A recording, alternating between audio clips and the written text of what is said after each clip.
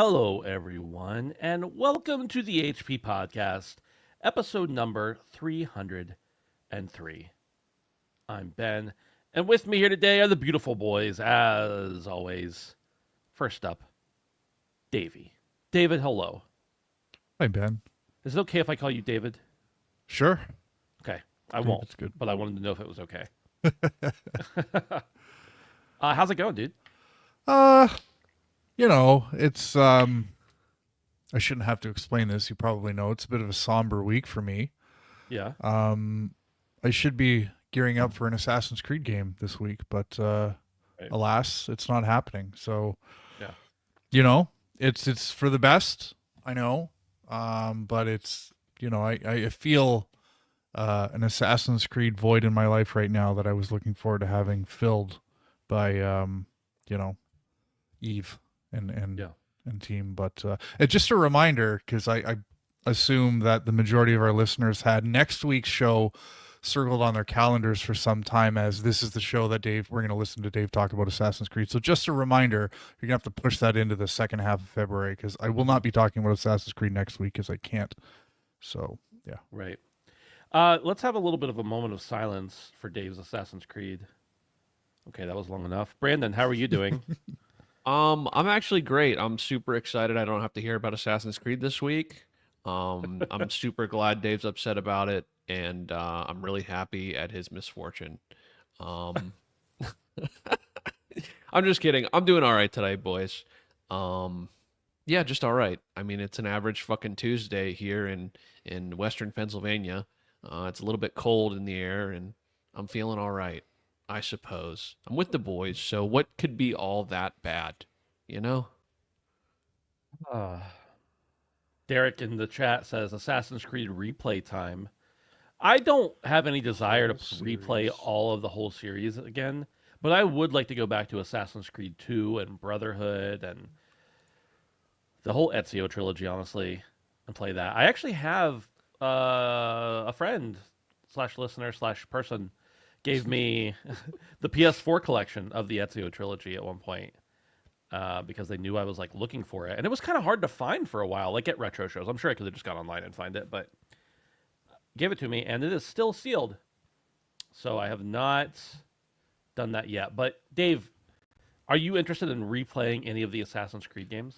No, even though I'm a big fan of the series, for me personally, it is not a very replayable series because it's a lot of repetitive tasks. Yeah, the Yeah. story is cool, but it's the sort of thing you only really need to experience once.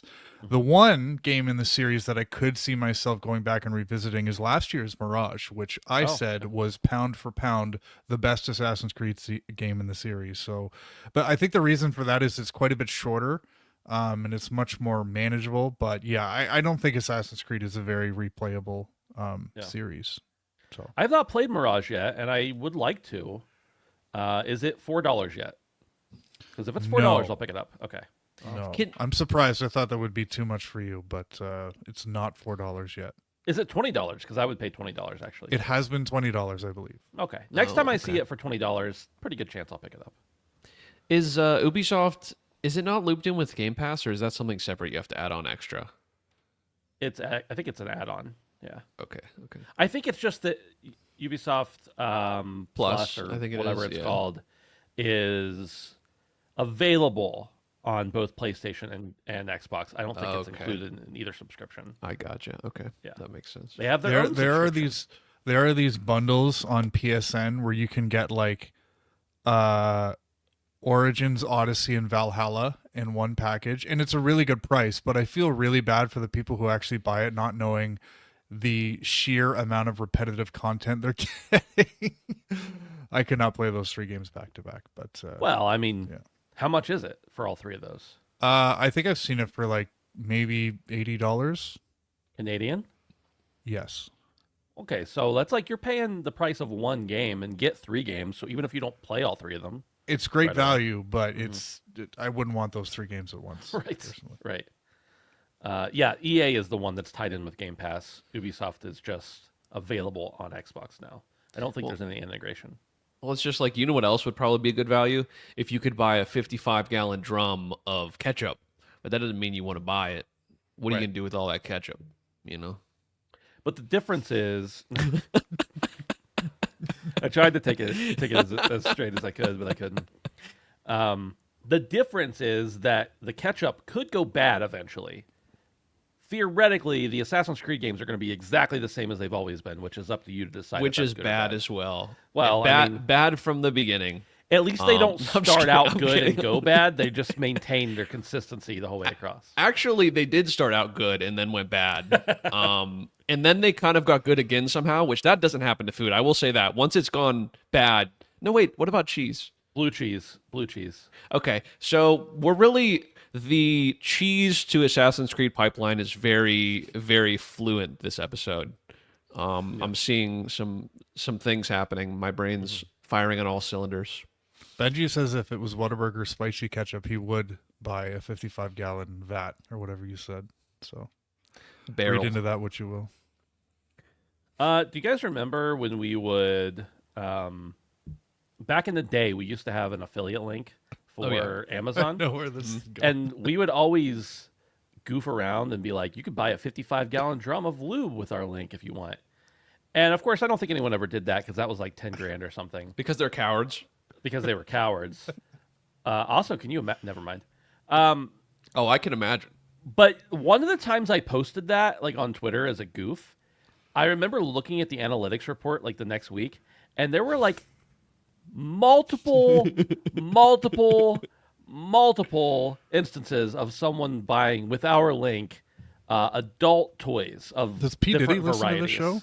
Jesus. I mean, P. Diddy doesn't have exclusivity on adult on a bedroom toys and Just things more like the that. lube specifically. Well, Apparently he has a Costco card, so can't I do don't that. think he needs to buy it in bulk. He's got enough money to pay the individual price for as many as he wants. So, well, not anymore. He doesn't. But Dildo mania is running wild, Jack. Thank you, Hulk Hogan in chat. thanks to everybody, including Hulk Hogan, for being here. We appreciate it. You can support us on Patreon over at patreon.com/handsomephantom for as little as $1 a month. We appreciate it. Thanks for hanging out with us over there as well. It helps us pay the hosting bills for the show for sure. You can also join us over on Discord at handsomephantom.com/Discord for free. You don't even have to pay anything. You know, some people would say that's a bad thing. Some people think it's a good thing. It's a good thing. It's just a thing, though, It is regardless. a thing. Yeah. Also, back on the Patreon membership, we only ask for $1. The $5 level is really where it's at, though. Hulk Hogan, on the other hand, just recently became a $20 a month member, which we don't even offer any perks for. Now, Hulk did say this was as a personal favor to me, but I'm still going to split it with you guys since, that's the right thing to do, I guess. Dude, But HH said it's for the love of the game. He doesn't need perks. That's right. You know? that's right. You guys are getting paid? No, that's the thing. We just pay our No. bills. We don't get Yeah, paid. yeah. I was going to say. But every dollar that we don't have to pay out of our own pockets that comes out of the Handsome Phantom bank account, that's an extra dollar we get to keep. So really, we are getting paid in love, I guess you could say, But not really. but not. We did could be buy a getting pizza paid in once. lube. I think Well, we did buy that is a lot true. of pizza one time. That was the one splurge, I think, aside from like equipment that we did with the company funds, is we bought one shitty pizza. Here's the funny thing about that. I'm pretty sure Dustin paid for that pizza. It wasn't shitty. It was good pizza. I'm pretty sure Dustin paid for that pizza, and then, to my knowledge, we never paid him back out of the funds. So So Dustin bought us pizza. he's got enough money to go around. That's fine. He can buy us a pizza once in a while. Fair enough. Phil bought McDonald's that weekend that he didn't finish. So No, here's the thing what Phil did. Oh no.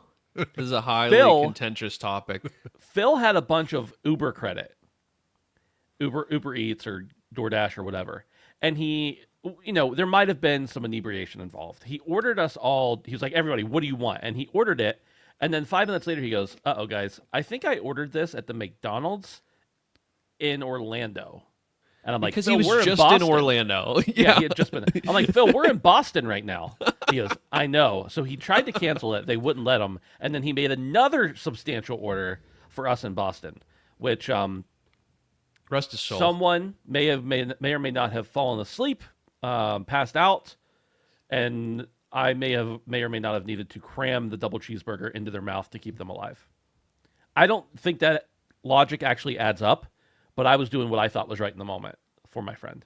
So I may or may not have thought that pizza was shitty. I don't really remember the night very well. doesn't matter. Doesn't matter. God bless that Orlando DoorDash driver ate like a king. No, it was so quickly. It was He so was on his quickly. way. No, I don't even think the order had like it was like within a couple minutes. I don't even think he picked up whoever it was picked up the order before it got canceled. But yeah. Benji says a pizza party for your employees. These are not my employees, I want to clarify. These are my friends. Yeah. Okay? I don't pay them. They don't work for me. They do whatever they want. I can't control them. If I could, I would. Only sexually. I wasn't going to go there. I thought the conversation earlier was enough, but let's talk about video games. This is a couple days old. We can't skim past Derek O said a beer fund for after dark is a great idea. How much is a kegerator? More Sure, we money can than we afford it. have in our bank right now. If you subscribe, we might be able to afford it. I think Derek then- does subscribe. Listeners. Well, that would work out well for Ben and I, but Dave, I don't know how you're gonna have to drive up on Monday night, get some, and drive back, I guess. Here's the thing, Brandon. You and I live less than 5 minutes from each other. And if there was a kegerator at my house or a kegerator at your house, I can almost guarantee you the other one of us would not be willing to leave our house for 5 minutes to go and get beer from that kegerator. I would get I two just know it's- pitchers. I would get two pitchers, and I would have my brother drive me over, and I would carry the two pitchers back. Is that considered an open container if you get pulled over? We're just gonna drive real fast. That usually works out well. When you're trying not to get noticed, that works out very well, as a matter of fact.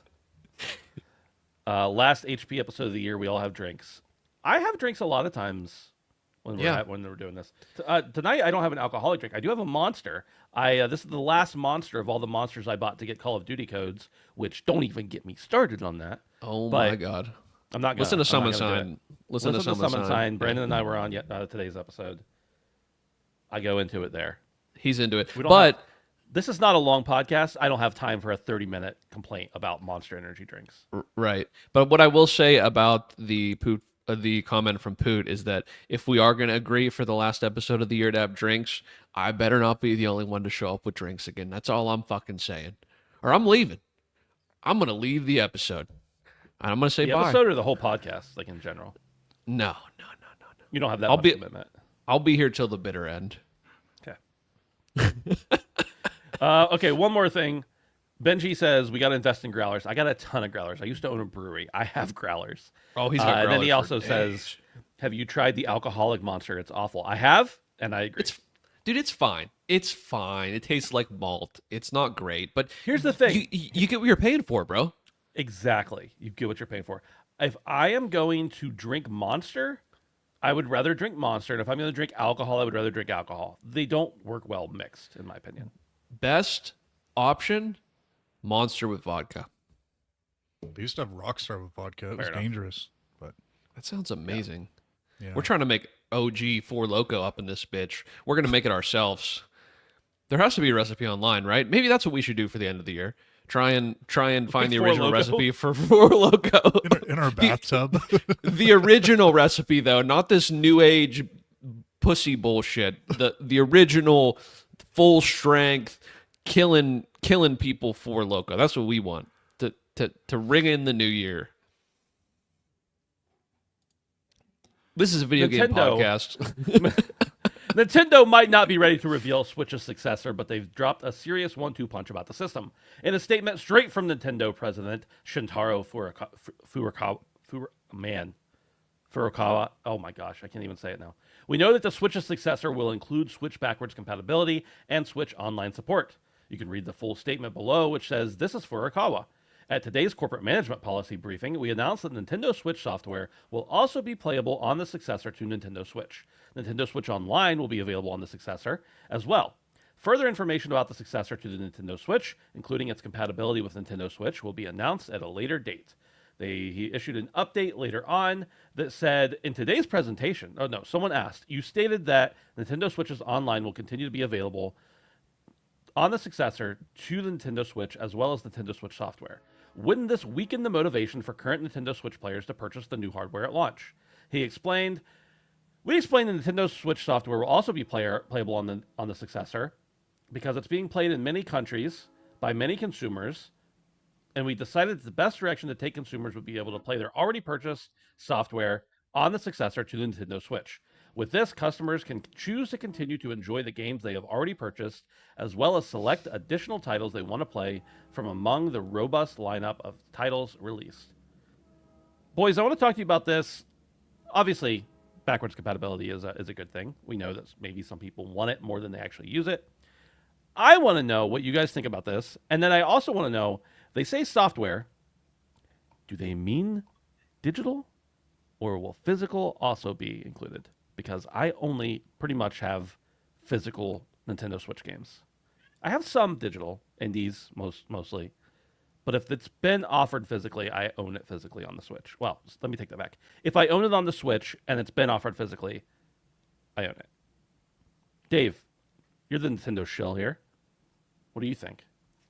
I had the same thought, and I kind of searched through that article as well as the little Q&A they had at the end to see if it was specifically stated, and it wasn't. But I feel like if they were excluding physical, like they probably would have been a lot more clear about that this is exclusive to purchases on the Nintendo storefront.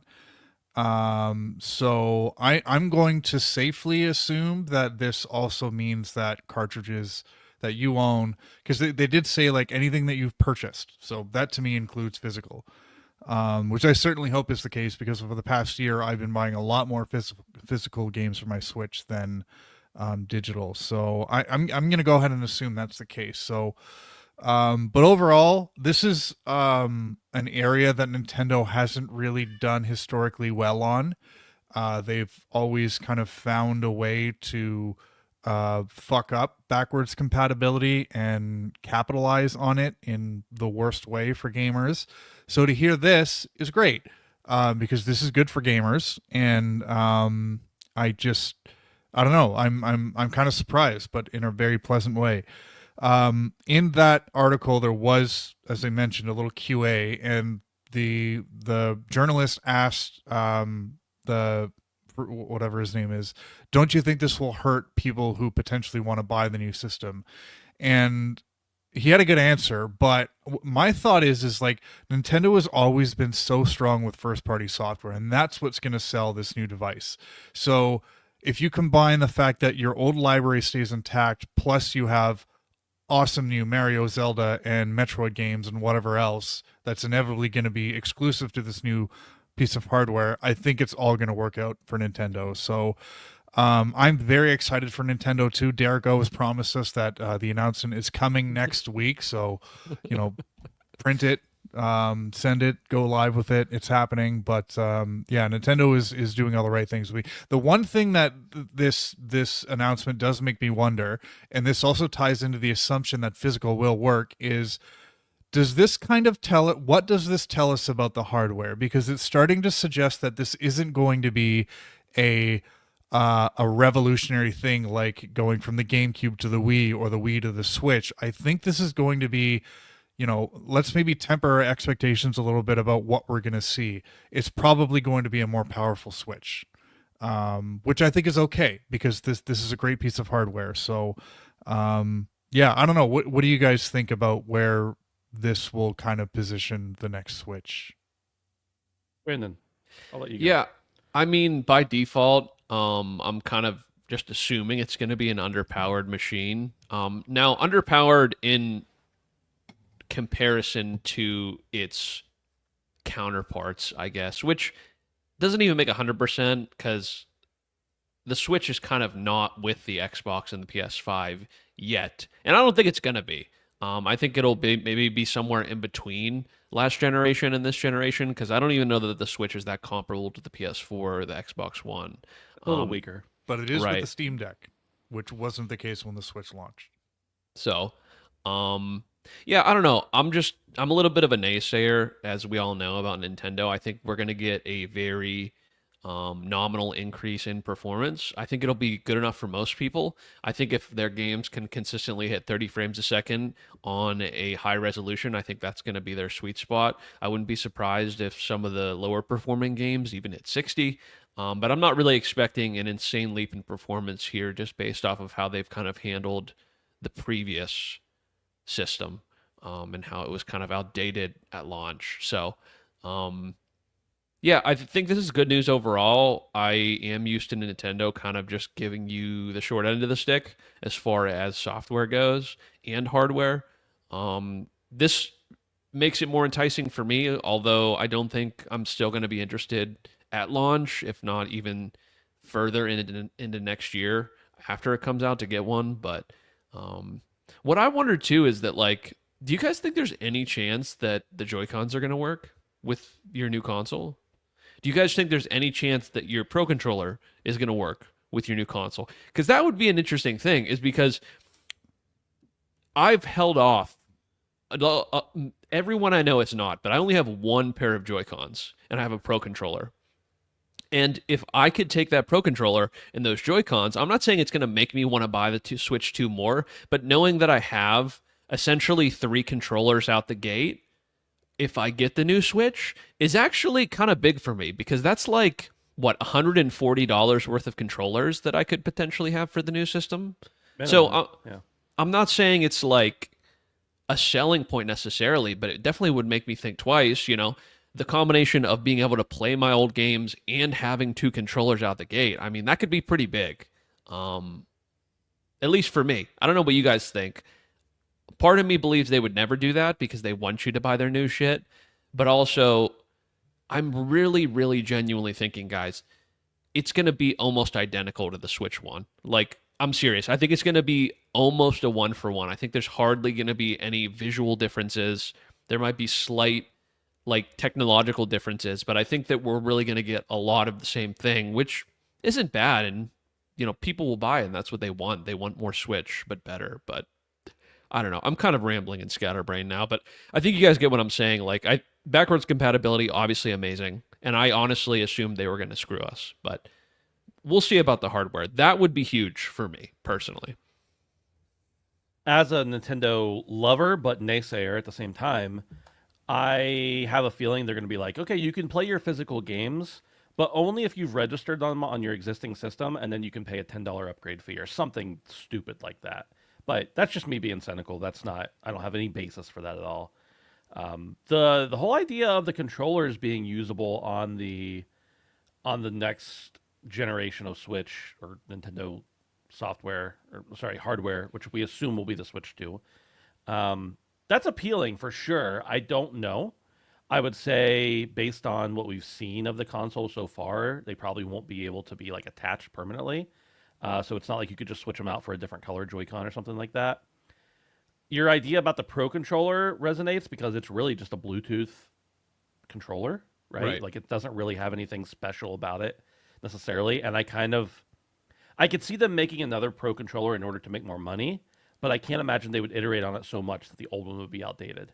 And we know that they have old controllers you can attach, like the N64 controller and the Super Nintendo controller. You can attach via Bluetooth or USB, I think, to still play out with that. So it wouldn't surprise me if the Pro Controller is available. I would not be shocked, but I'm a little less sure about the Joy-Cons for sure. But yeah, I don't know, man. I hope that they do, that it's something significant. I really hope that old software not only runs on it, as they've said, but that it will also run better. The fact that a first-party game, Echoes of Wisdom, came out this year, and it is, to me, almost unplayable because of the jankiness in certain parts of the game, like the frame rates and everything. That's tough for me to handle because we're already forgiving them for a lot by saying, yeah, let's put this in 30 frames per second. We understand it's a Nintendo game. We like Nintendo. We're going to give you money. That's fine. But to not even have a first-party Zelda game run at a consistent frame rate is really hard for me to swallow. So if the new one doesn't have significant performance updates, it's still going to sell millions of copies or millions of units, but it's going to disappoint me. I'm still going to buy it and give them my money and reward their bad behavior, but it is going to disappoint me. You stupid. I'm gonna do one of these, you know, to give them a little shame on Right. you kind of thing. Oh, Nintendo, you got me. But yeah, Did you see what Derek O said in chat? I don't believe anything Derek says about Nintendo because he's lied to us for like 18 weeks in a row. But what did he say? Derek O in chat says Nintendo recently released a standalone charging dock for Joy-Con. People think it's because they'll be unusable on Switch 2.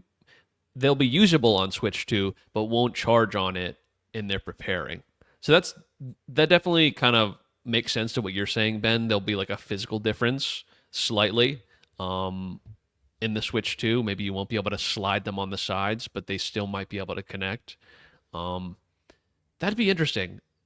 Then I would, if that were the case, I would literally have to buy a charging dock because you can't plug in. Well, I guess you could put it on your old Switch and Put it charge on your old it. Switch. Yeah. Yeah, That's kind of weird. yeah, it's weird. I don't know.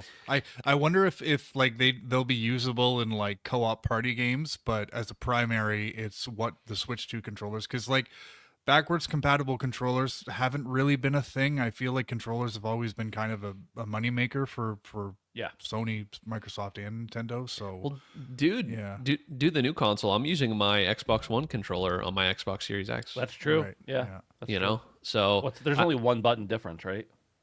um, yeah, the share button.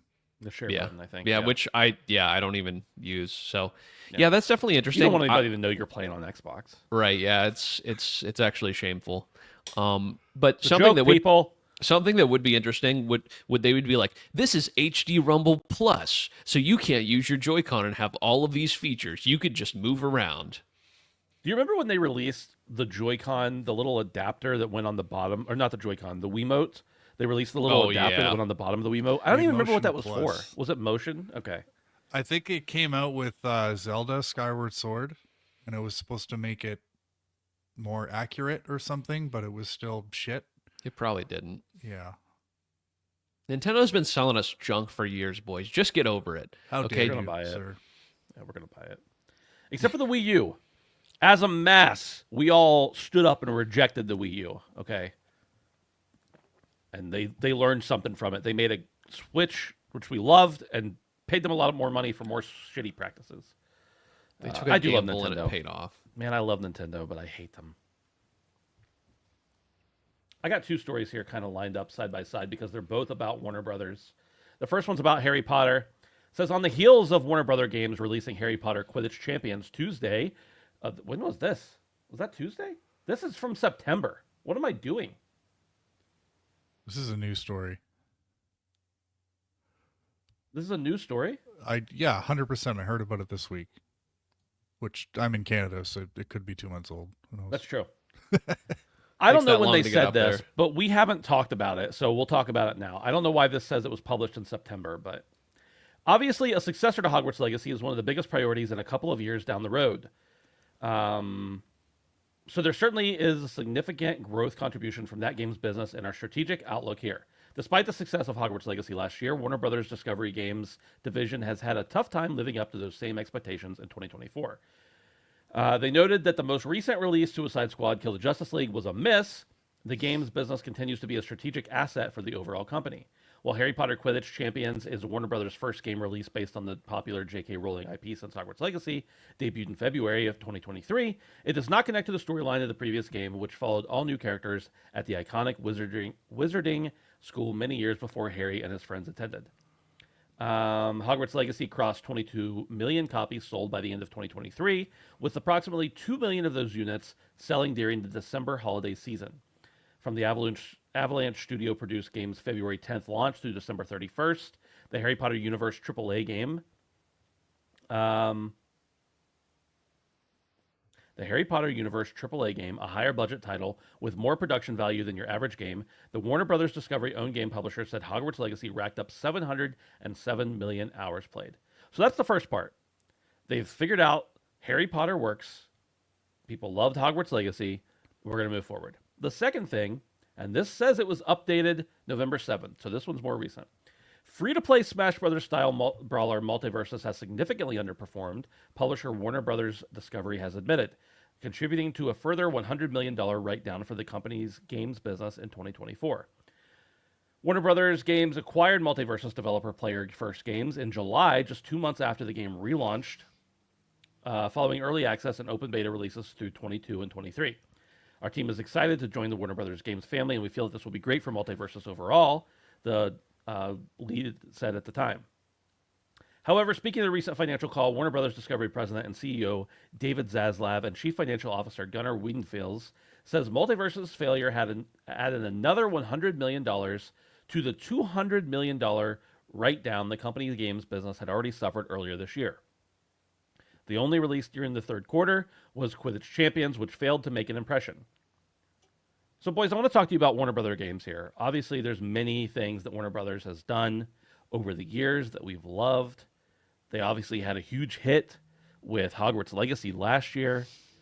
But I can't deny they made some misses here. Not only did they release Suicide Squad Kill the Justice League, which by some accounts isn't that bad, by other accounts is terrible. Either way, it didn't sell very well. They also bought Multiversus after it was already out, and it was already failing to make a profit and has continued to fail to make a profit. So I guess I just want to talk about Warner Brothers. I don't want to see them divest their studios, even though we've heard rumor of that a lot. But what do you guys think's on the horizon for them? Anything? Yeah. I don't know. Warner Brothers has always been like a shitty game company. They always make really bad decisions. They have a lot of really amazing IP, but even back since the Arkham Knight days, they have kind of shit on the gamer in general with how they've put things out, and shit on PC specifically a bunch with the ports and the support. So I don't know, Do you have man. an example? Because I believe you, I just can't remember anything. I remember a Origins. lot. Yeah, I remember a lot of the ports for PC being just really bad. Okay. And them like knowing it was bad and doing nothing about it. So, yeah, man. I mean, obviously this sucks. I think that Multiverses was kind of, the writing was kind of on the wall here. I think this article brings up something interesting is that it said Multiverses had just 686 concurrent players within a 24-hour peak of 1,741 concurrent players.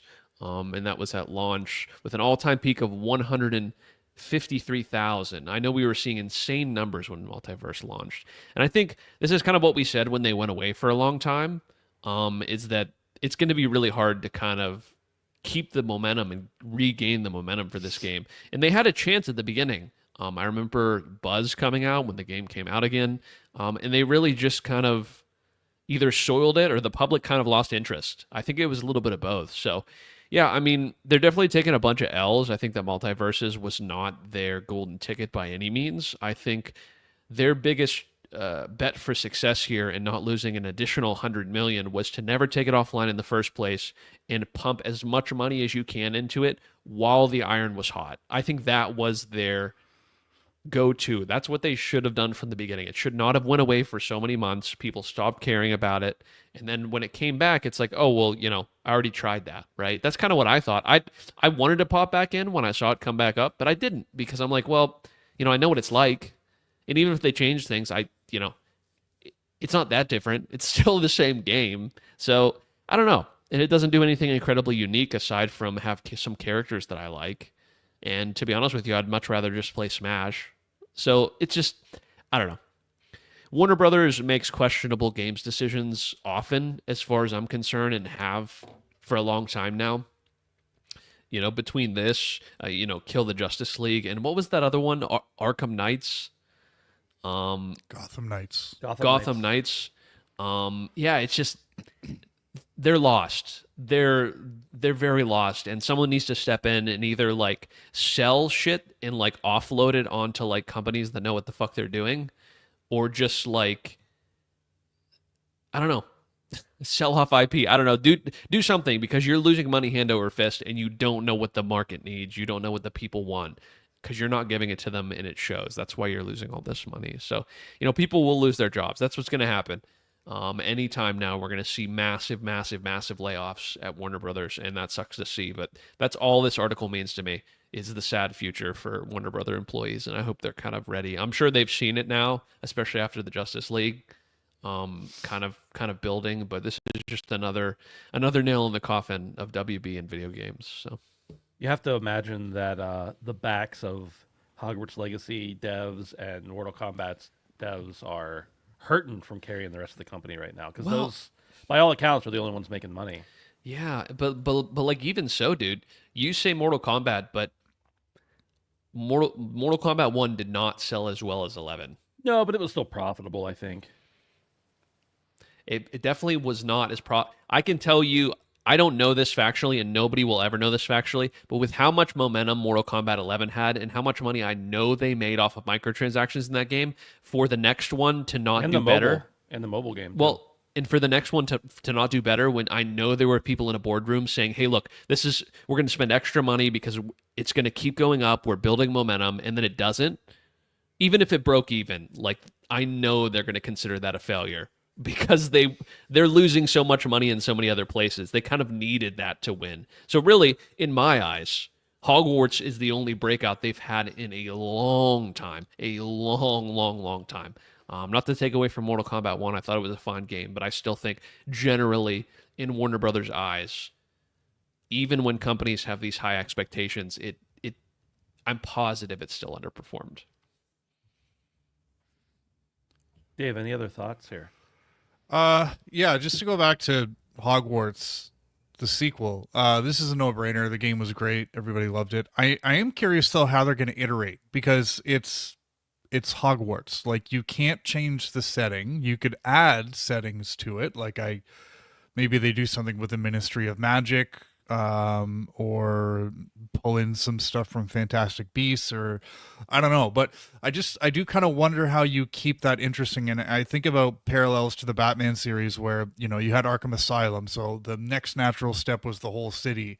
And then after that, they kind of stumbled a little bit. Like they added the Batmobile in Arkham Knight, and that kind of didn't really work out too well. So I am very curious to see how they're going to iterate on Hogwarts Legacy. I guess you could just kind of do a whole new, like, keep it in the same open world, but just give us a whole new set of open world activities and story and stuff to do. But I don't know if they're going to be able to strike twice with this one. On the Warner Bros. Thing, there was another piece of this story that came out where Warner Bros. Basically said that after the failure of Justice League specifically, and I don't think they mentioned multiverses, but this is a failure too, that they want to refocus on 4 franchises in particular: Mortal Kombat for Brandon, Lord of the Rings for Ben, Harry Potter for me, and Batman for everybody, which I think is fantastic stuff to hear. Now, if they take it a step further and say, you know what, we're gonna step away from live service for a little bit because it hasn't really worked out for us, that would be awesome.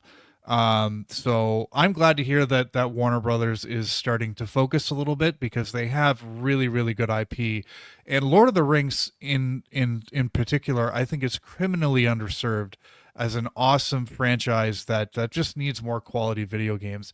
I know EA made those games back in the day, Return of the King and Two Towers, but just remake one of those and you'll have Two Towers. Sorry? Remake two.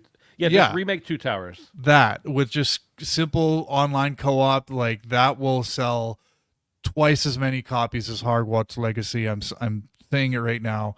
But yeah, I'm happy to hear that Warner Bros. Is starting to focus a little bit because they've got really good stuff that they're sitting on here, and live service just keeps failing, not just for them, for everybody. So I'm hoping they're realizing that. I think that's all we need to say. Let's go on to this one. Shouldn't take too long, but Palworld developer Pocket Pair has revealed details of Nintendo and the Pokemon Company's lawsuit, which alleges that the game infringes on multiple patents. The monster battling and catching game had frequently been compared with Pokemon since its launch for PC and Xbox Series X and S in January. Nintendo and the Pokemon Company's lawsuit was filed just weeks before Palworld's PlayStation 5 version launched at the end of September. Today, Pocket Pair, this was a couple days ago, revealed that the lawsuit relates to 3 patents filed between February and July this year after Palworld's launch. However, they relate to a pre-existing parent patent filed by Nintendo and the Pokemon Company in December of 2021, preceding Palworld's launch, meaning they could indeed still apply to Palworld now. Which, by the way, I'll get to this later, I think that those patents were filed in response to Cassette Beast being announced, because they didn't exist before, even though the franchise has been around for 25 years. The developer also stated that Nintendo and the Pokemon Company are seeking an injunction against Palworld, presumably to block its future sales within the Japanese jurisdiction of the patent lawsuit, as well as a fine of 10 million yen, around 50,000 pounds, which is about $50,000 as well, split between the two firms. Actually, I think that's about 60K. Anyway, between the two firms, plus late payment damages. So, what are the patents Palworld is accused of infringing on? As expected and sniffed out by fans and industry watchers previously, Nintendo's patents lie at the heart of this legal action. These all cover gameplay mechanics such as the capture of digital creatures and the ability to ride on them. The patent in question describes how a character catches a Pokemon by aiming and throwing a capture item like a Pokeball at a creature. Upon successful capture, the creature then becomes owned by the player. In Palworld, players catch pals by aiming and throwing a capture item named a Palsphere at a creature. Upon successful capture, the creature becomes owned by the player. Japanese patent attorney previously dubbed the document a killer patent that would be easy to infringe. Writing today, Palworld once again said it would continue to fight the case and said they will continue to assert their position in this case through future legal proceedings. Boys, I know there's some question here about whether there were parent patents that applied previously, but the fact that the specific patents they're citing were filed after Palworld came out, that's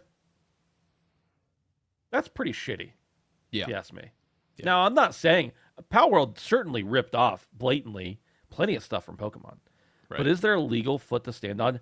None of us are doctors, or attorneys, Right. which is actually more. But none of us are doctors here, so we don't really know what we're talking about. But as gamers, with a little bit of an eye on the industry, what do you guys think about this?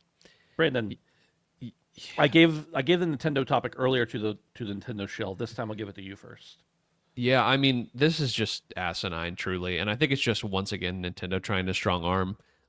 This whole thing, the patent in question describes how a character catches a Pokemon by aiming and throwing a capture item like a Pokeball at a creature. And then when you capture it, it's yours.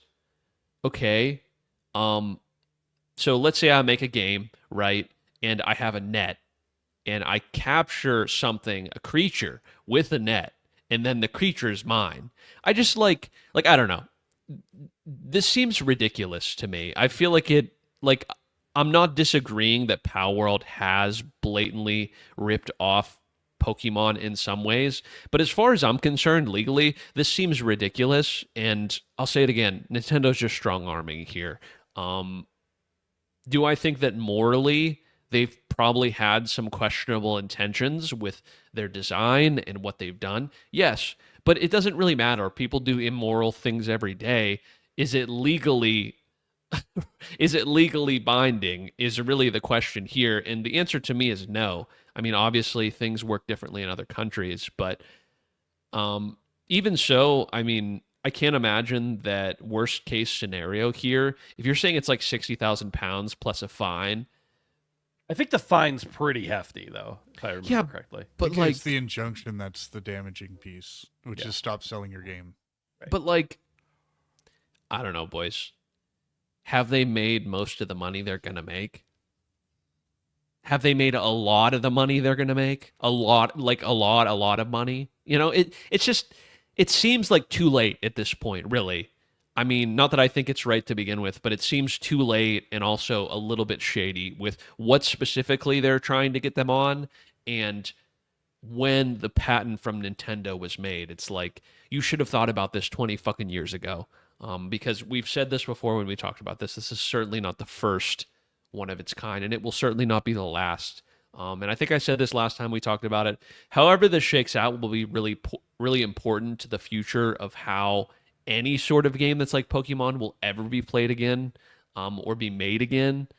Because you can even think of other things that are big, like it isn't one-to-one, but like Digimon, right? Or I don't know, any of these other things that are sort of similar that are big install bases that have a lot of fans. It's like, this could affect a lot more than just Palworld.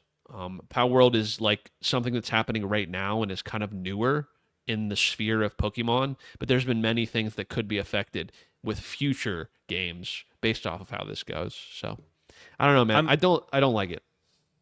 I'm reducing this a little bit more than it probably needs to be, and I know that Pokemon is more distinct than this, but it kind of is like, okay, so you have a ball that you throw and it catches something and then you own it. And I'm like, okay, so you have an axe and you throw it and it hurts enemies and cuts ropes. Is that the same? Like, can you no longer Well, can you file a patent for that? That's If what you're I'm God of saying. War? Well, that's what I'm saying about the whole like I have a net, like any sort of capture device. It's like, oh, it's a net, but it's in the shape of a ball, and then when I throw it, it like I don't know. It just seems stupid to me. I mean, Dave, maybe you have a different perspective on this. And once again, I don't want to understate. You put some of the shit side by side. Yeah. Clearly, I'm not giving them a pass. Clearly, they have kind of copied the swag, so to speak, in a lot of ways. But If Nintendo wants to take the legal route, then they need to actually take the legal route. that's what I'm saying. So And I'm sure, don't get me wrong, if Nintendo's doing it, and by the way, there's a reason they waited this long, okay? There's a reason they waited this long, and it was because they needed to have everything shored up, and they needed those patents to be in place. But I just feel like Nintendo is, like you said, strong-arming. yeah, It's agreeably, it's wrong what Palworld did, sure. but is it illegal? Exactly. That's what I'm saying. So, what do you think, Dave, Dave? sorry. I didn't actually know that you could patent actions, Yeah. which is what this is kind of based around, and I think that's kind of ticky-tack. But I also didn't realize that the fucking ball in Palworld is called a Pal Sphere. Mhm. Come on, guys. Come on. It's okay to admit sometimes, fellas, that Nintendo was just in their actions. It's okay Oh, dude, chill. for Nintendo Chill. to protect Pokemon, which I know I snuck ahead a little bit and saw what you guys have been playing. So, I mean, these things are important to you. It's okay to admit that. And you both just kind of admitted that, like, Palworld Pocket Pair probably knew what they were doing, and they did. They intentionally created confusion to profit off something, and that is something that will get you in trouble, especially if the thing you're trying to rip off is very strong and powerful. Oh, okay, but they created confusion to profit off something. But is that what they're being sued for? No, they're being sued for infringing upon patents that didn't exist till after their game came out. Pick your poison, Ben. It doesn't matter. What they did was wrong. Okay. We're not arguing whether it's wrong because it is wrong. We're arguing whether it's legal. I'm glad we agree on, Okay, on all right. Nintendo being just here. So It's definitely wrong, but I don't know. It's if there have been cases in the past of Nintendo like picking on people in kind of a shitty way, and I do not think this is an example of that. I think this Pocket Pair knew what they were doing. And the fine, £50,000 plus late payment, like that's not a big deal. The injunction though, and you're right, Brandon, like they have made a lot of money off this, but the nature of this game being a live service game, they still plan to make a lot more money off it, and that's what the big piece is. So Is it even out in 1.0 yet? there you go. So I don't mean, know this if it is or not, yeah. this game has a long tail. So, but I think they were trolling, they were trying, and they deserve what's happening to them, and that's how a pal sphere. Come on, like. Anyways, I'm with Nintendo on this one, and I know I'm in the minority there, but I don't care. of course. You know, if Pokemon had just don't get me wrong, guys. I've been playing Pokemon since 1997. I love Pokemon. I buy almost every Pokemon game that comes out, with the exception of the most recent one, mainline one. But if they had really wanted to not have this kind of shit happen, they would have just made good Pokemon games that iterated on their IP over the years, instead of just putting out the same exact game with slightly different colors of Pokemon looking like I'm sorry, do you really need to make a plant that looks like a bell at the top that's crying and call it Weepin' Bell? Come up with some better shit, okay? That's all I'm saying. Dude, Just do better about your games, Pokemon, which I love, by the way. Please don't hate me. Do better. Make better games that iterate on themselves, and you won't have somebody else coming along trying to rip you off. If you're the best, which, by the way, if we're talking about patenting game mechanics, should PUBG have patented Battle Royale? when they were No, the we first would have real been big one? so fucked. That's what I'm saying is the problem. That's what I'm saying is the entire crux of the problem. I that don't we're think having. you should be able to patent stuff like that. Like I really hate that that WB patented the Nemesis system and then decided to never use it again. That's such a cool system. We can't ever see that again unless the WB decides to do it. And at the rate they're going, that's not happening. Yeah. So also, I don't Ben, I would have not taken offense to you yelling at Weeping Bell if there was, if you could have picked any other one other than the 151, dude. That is like the golden era. Okay, I everything agree, after but that. but here's the thing. After 151, I barely know any of their real names, even though I've played the games and have Fair, have fair. cards and everything. So I just Gen- went with one I know. That's fair. Gen 2's all right. Machamp, that's a good Pokemon. He's a freaking rock, and his name's Machamp. Like that's a man of a Nintendo Pokemon. is as we speak sending you a Weeping Bell to serve you a libel lawsuit. So Dude, if I See- get to keep the Weeping keep Bell, it I up. don't care. That'd be cool. See, Ben, this is what you should have said. I don't know what gen this is, but it's a psychic and a ground Pokemon, and its name is Trubbish, and it's I know. a trash bag Pokemon. I know.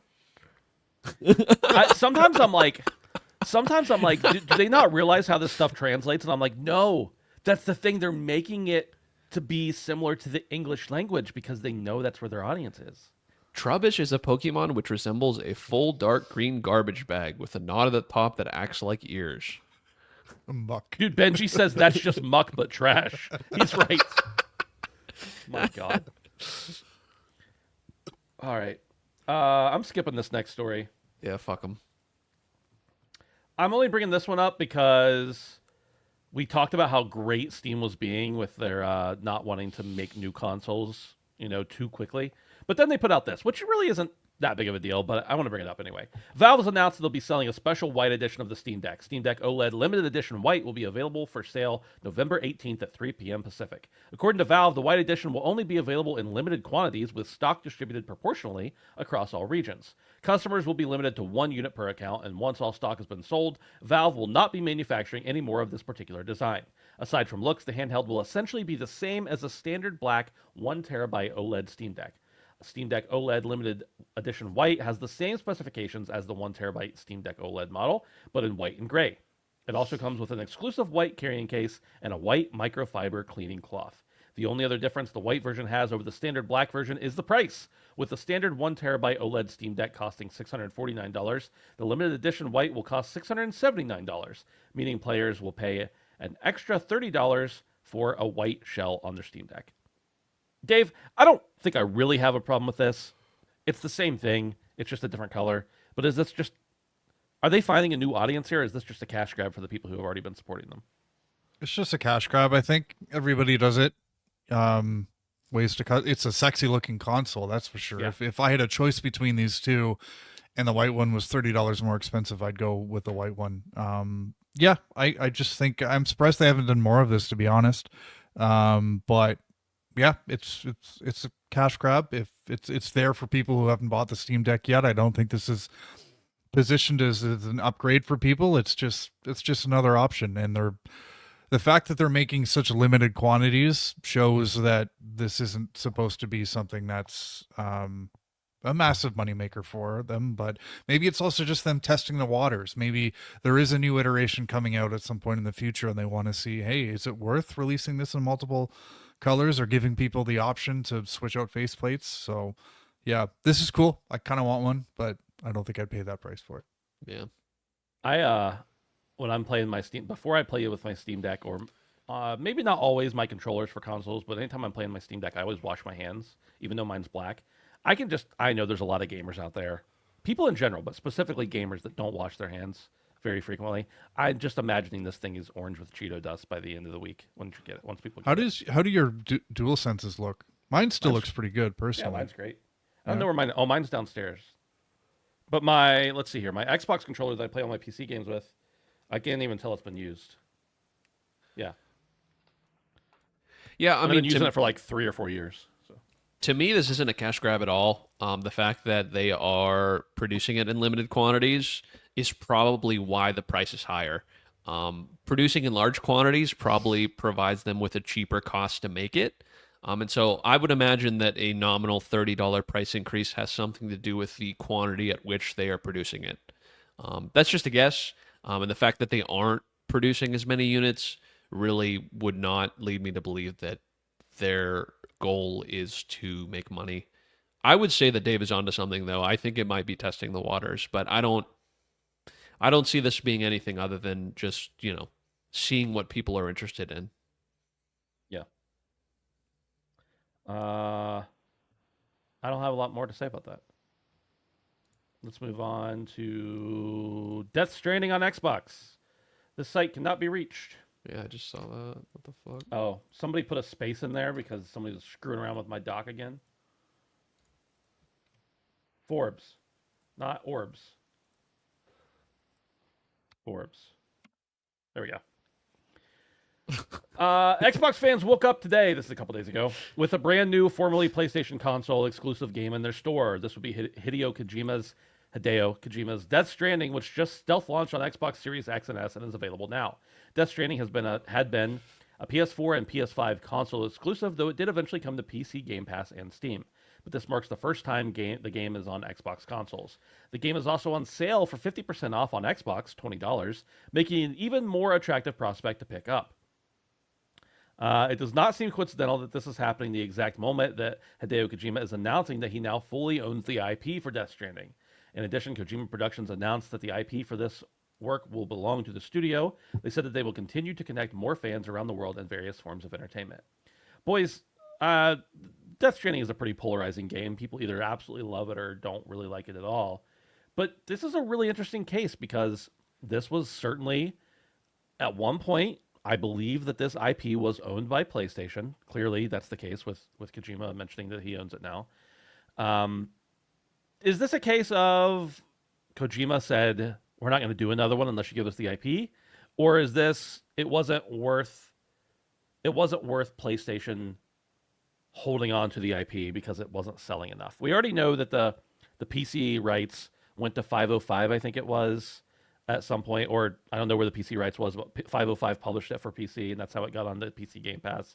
But it just becoming entirely owned by Kojima Productions is like kind of a huge deal because the game didn't sell a billion copies or anything, but it sold well and it's beloved. What do you guys think about this, Dave? Yeah, I think it's probably the latter a little bit more there, where it just didn't end up being worth it for Sony to fight to keep that as an exclusive, because I assume they would have had to have paid some sort of, I don't know, fee or retainer or something to keep that exclusive to their console. So it is great to see that Kojima owns this IP outright, because it's really his baby, and obviously we haven't seen the end of it. Baby. BB. So yeah, I think that's probably the case. Kojima's always had a really weird relationship with Xbox. I mean, and I know the majority of the Metal Gears, or all of the Metal Gear series, has been Konami probably pulling the strings, but I have to think that Kojima had some influence on the way the games release, because there was like subsistence and like VR missions and all that kind of weird stuff. No, that was before that. So I don't know. It's always played out kind of oddly, but I'm happy to see that anybody can play this game, whether you're Xbox or PlayStation or PC. But I mean, I don't know. Does this mean that the sequel is going to launch day and date on both consoles, or is it going to be a similar situation where it spends a couple of years on PlayStation and then finds its way to Xbox later? That'll be interesting to see. My gut feeling on that is he probably wants it everywhere, but if somebody hands him a bag, he's going to take it. And they might need it. Yeah. You They know? really might. Yeah. Because as much as he wants creative freedom over this franchise and pretty much anything he puts his hands on, if the game isn't selling well, he's probably going to need those agreements. So, and he'd probably get it from someone. I think Jeff Keighley is going to make his own console and make it exclusive to that. But I can imagine Keeley publishing some games, honestly. God, he's so annoying. Brandon, you love Death Stranding. What do you think? Yeah, no, I think this is good. I kind of assumed this would be coming at some point. There were a lot of times where publicly Phil Spencer was meeting with Kojima. And so I kind of thought this was in the pipeline. It is definitely strange that it kind of came out of nowhere. I guess it's the type of game that it's niche, right? Not that it didn't sell well, but it is very niche. Like, people I know that like games don't know what this game is, like the average consumer. And so I think that's kind of why they didn't bother with a lot of advertising, because I feel like that's not who they're trying to reach. The people who already know about Death Stranding and only have an Xbox would just be happy that they can now buy it, I think, and would be like, "Oh, this is a nice surprise." So, yeah, I mean, obviously this is good. Dave brings up a good point. It will be interesting to kind of see where it lands moving forward. I would love to see it on everything. I think that's what would be best for Kojima Productions in general and best for the public. But I wouldn't be surprised if Sony saw promise in it, or even Xbox saw promise in it. At this point, I have no stake in the game because I could play it anywhere the fuck I want, and I will. But yeah, I just want what's best for I just want what's best for Kojima. And if that means it has to be exclusive for a while, then that's not that big of a deal because it will come everywhere eventually because it has before. So, Is Kojima Productions technically an indie studio now? yep. They always have been. Yeah. Since I inception, mean, yeah. they're technically indie, but they're second party at least for Death Stranding. They were, yeah. Right. Which second party doesn't exist. It's not a real thing. It's a real thing.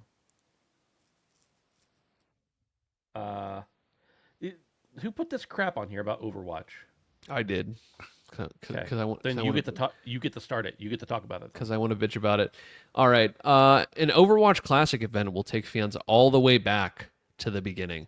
For the first time in over 2 years, Overwatch 2 players will be able to group up in teams of 6. A 3-week event featuring that format starts tomorrow, November 12th. But there's a twist. You won't be able to select Kiriko, Sombra, or battle it out with an additional player on each side on push maps just yet. That's because Overwatch 2's first real taste of 6v6 Blizzard is taking us all the way back to the beginning with a limited time mode called Overwatch Classic. It goes on to here to say you'll be able to experience Overwatch almost exactly as it was in 2016. That means you can choose from the first 21 heroes who all have their original kits and abilities. And it goes on to say this means that this person has this ability. Literally, it's like Overwatch 2016. Overwatch Classic. Yeah. Exactly.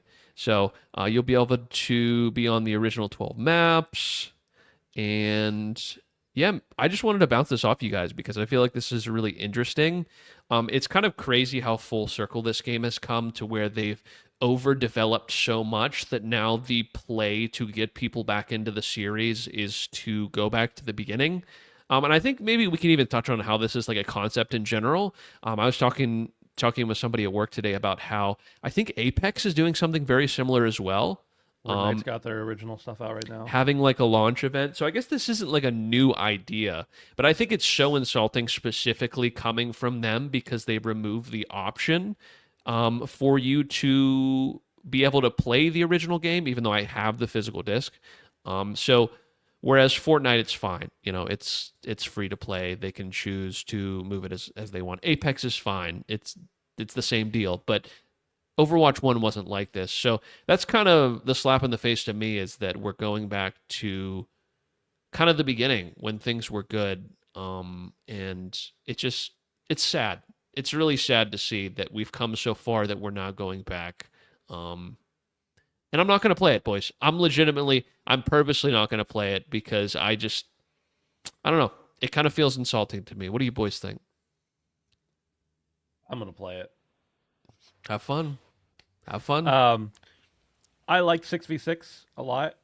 I don't really care about a lot of the changes they've made in recent days. I've played Overwatch 2 a good bit, and I've enjoyed my time, but mostly because I'm playing with friends. I definitely don't think it's been for the better. But that could also be, you know, rose-tinted glasses about the original, too. So I'm going to check it out. I'm going to play it. Maybe not for a long time, but at least hop back in and experience some of that, especially getting to play some of those old maps that, you know, aren't around anymore. I think they'll bring this back as a recurring mode that'll happen occasionally because I'm sure this took some dev work that they're going to want to try to recoup on. But I do think your point about it being a larger industry trend is a good point. I mean, look at Fortnite. They've done it a couple times recently where they've done Fortnite OG or whatever. And even that's not like that's not like actually OG. That's like, you know, when they started doing the seasons or whatever. So it'll be interesting to see how this goes. I think it will draw players back in. Benji in chat says, classic Overwatch is garbage. I disagree, but I understand that a lot of people like the newer Overwatch better. I don't think the majority of people do though, because the numbers don't support that they do. So I think it will, at the very least, get people who have been gone for a little while reinvigorated and reinterested to come back and check it out. But I don't know if it's going to be long term positive or negative for the game. I think at this point the game is almost 10 years old. It's going to continue to slip over time. It's not it's not Counter Strike. This isn't a 20-year long game that's going to last, I don't think. What do you think, Dave? The timing doesn't seem very good because Marvel Rivals launches at the beginning of December, which I'm not into this kind of game, but if I was going to try it now, I would probably go to Rivals before I went to Overwatch. So yeah, I do question the timing a little bit, but I agree with you, Brandon. I think this is a good strategy because I think diehards have left this game, such as yourself, Brandon, and I think there's a good chance that there's been a lot that's been added to this game since diehards left, and it's a good way to get people back in to say, oh, this has changed quite a bit, this feels different. So I do like the strategy, but the timing is a bit weird. And also, does this mean they don't have the Toronto map in the game anymore? Because that's not cool either. Probably, yeah. Yeah. But yeah, if it was me, I would be more interested in Rivals than this. So yeah. I'll play the shit out of Rivals. I'm positive of it. Let's talk about what we have been playing. Dave, let's start with you. Sure. A game that's been pretty high on my need to platinum list for a long time is Hogwarts Legacy. We are approaching the holiday season. My wife and I watch the entire series from start to finish every year around Christmas, and we just started watching. So I'm in the mood for some Harry Potter. So I finally jump back into Hogwarts Legacy. It is my kind of platinum. It's not difficult, but you just got to do a lot of stuff. And this is the kind of game where I want to see everything. So yeah, I'm looking forward to this. There's not a lot of new stuff I want to play, so I will apologize in advance that for the next little while, this is kind of all I'm going to be talking about because it's going to take a long time. But between now and February, my goal is to get the platinum done by then. I think that by then, I think that's more than attainable. Yeah. So yeah, Ben, did you end up getting the? I know you had talked about not wanting to restart the story 3 times, but did you end up getting it? I have everything except for the 3 trophies where you have to play the first mission as the different houses. Right. And for whatever reason, I just didn't do it. But I have everything else to get the platinum except for that. So I'll probably hop back in and get that at some point. Yeah. Which is what I said almost 2 years ago. Yeah, it's been fun too. Like I just finding all the Daedalian keys and just the Demiguise moons. Like that's stuff you mostly do in the castle.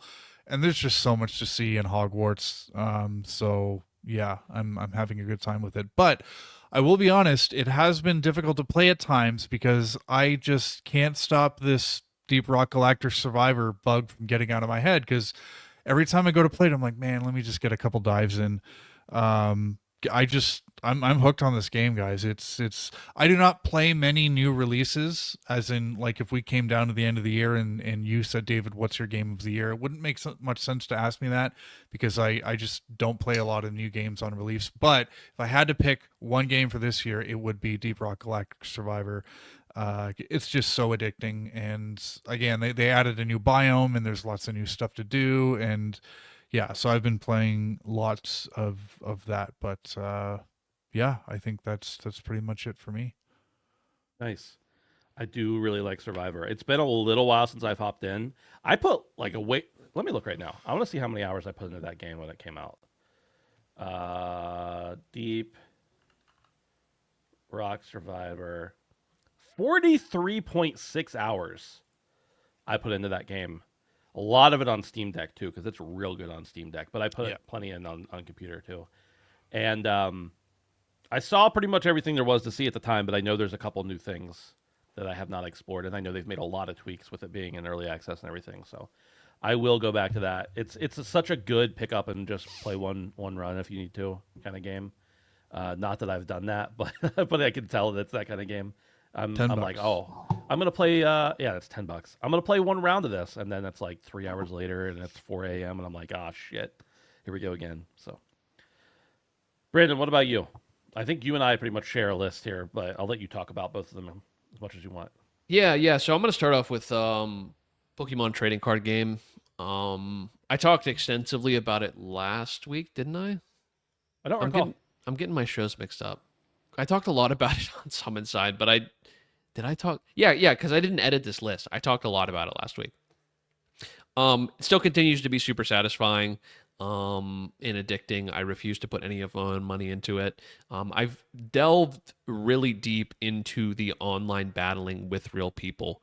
I will say that I think there is some nuance to the way this game is played and figuring that out myself. Without kind of, being a fucking moron and ruining the game and looking up meta decks like everyone else is. I've tried to figure it out myself, and that's been a lot of fun, and I've been enjoying that quite a bit. There's been a couple times in battles where I've done something because I've put like multiple turns worth of planning into it, and there's nothing more satisfying than having that pay off. Yep. Like today, I was fighting someone with a Clefairy that had two Butterfrees behind them, and every turn the Butterfree can heal for 20. So they were just healing every single turn, and like more For than 40. for 40 Yeah. a turn, and my Pokemon was only doing 40. And so after going back and forth for a long time, I had poisoned him with my wheezing. I ended up getting him with an Arbok, with 60 damage, and I finally just barely nudged him out. So it is a lot of fun, and it's super satisfying in all ways. But last but certainly not least, I've been playing more Black Ops. Call of Duty was what we mostly talked about on Summon Sign, so I wanted to be prepared. I played a lot of the campaign in this past week. What I will say about the campaign is I really, really am enjoying it. I am probably about three-fourths of the way done with it. And I've been taking my time. There's some open world sections that are done really well. Not like last year's that were kind of like tacked on shitty DMZ add-ons. These are like fully realized open worlds that like reward you for actually exploring them and are interesting. So yeah, it's just a super dynamic campaign too. One mission, I'm in a sniper tower, sniping someone on the back of a yacht, and then I hop onto a roof and into a riverbank and swim stealth, kill a couple people on a bridge, and get into a fucking van with Nine Inch Nails playing. And then in the next instant, I'm in a fucking casino trying to pull off a heist, and in the next instant, there's fucking zombies. It's really cool, man. It's got everything that Black Ops has had in the past. It's just done really well. So I've been enjoying that quite a bit. I don't think it necessarily reinvents the wheel as far as Call of Duty goes, but it's a combination of a lot of really, really good things and some of the best I've seen in years. So I think I kind of said this on Summon Signs, but it really is like the Fast and the Furious of like, let's say the first two Fast and the Furiouses.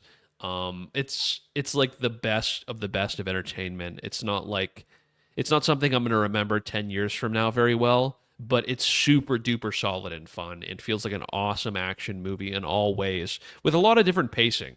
As I've said, we have stealth, we have zombies, we have espionage, we have heist. So yeah, it's been varied, and I've been enjoying that. The best kind of action movie you could have. So I'm gonna do something I don't do a whole lot, and nobody does a whole lot. I'm just gonna say I don't really have anything to add to either game that Brandon talked about. I share sentiments, and I don't want to beat a dead horse.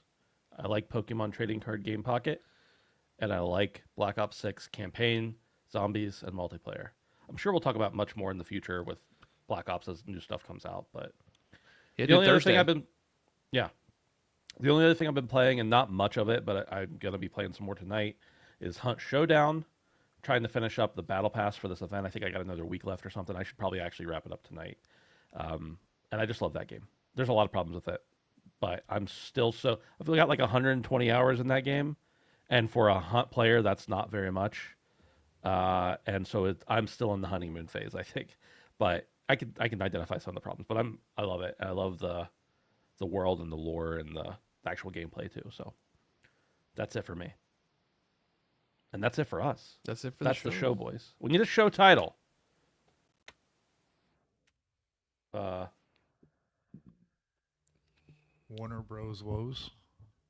That's it. That's the show title. Dave, you're a genius at this. A friend of mine messaged me last week and he's like, "Did the podcast end?" I'm like, "What are you talking about?" And he sends me a screenshot of the thumbnail from last week, which just said "Rest in peace." He thought the show was over. Was this Duncan? Yeah. Idiot. Yeah, I know.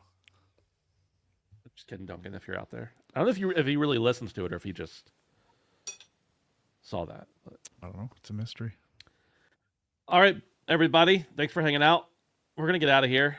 Unless there's like an overwhelming demand to stick around afterwards. But I don't know. I don't think there is. Actually, I don't care. We're just going to leave. Goodbye, Bye. everyone. Don't See ya. forget, support us over on patreon.com/handsomefandom. We appreciate that very muchly. Muchly. I said muchly on purpose. Bigly. We Very bigly appreciate it and muchly. bigly. And don't forget to hang out with us on Discord at handsomefandom.com/Discord. We appreciate it. Good. Wow, why was that